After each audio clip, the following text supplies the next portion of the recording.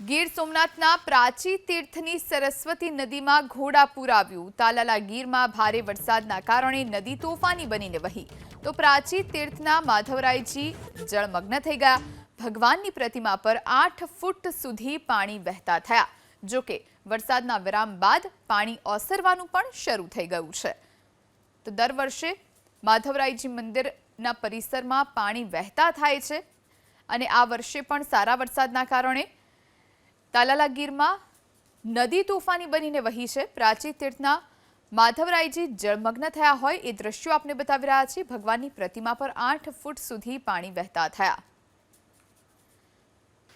ગીર સોમનાથના પ્રાચી તીર્થની સરસ્વતી નદીમાં ઘોડાપૂર આવ્યું। તાલાલા ગીરમાં ભારે વરસાદના કારણે નદી તોફાની બનીને વહી તો પ્રાચી તીર્થના માધવરાયજી જળમગ્ન થઈ ગયા। ભગવાનની પ્રતિમા પર 8 ફૂટ સુધી પાણી વહેતા થયા। જો કે વરસાદના વિરામ બાદ પાણી ઓસરવાનું પણ શરૂ થઈ ગયું છે।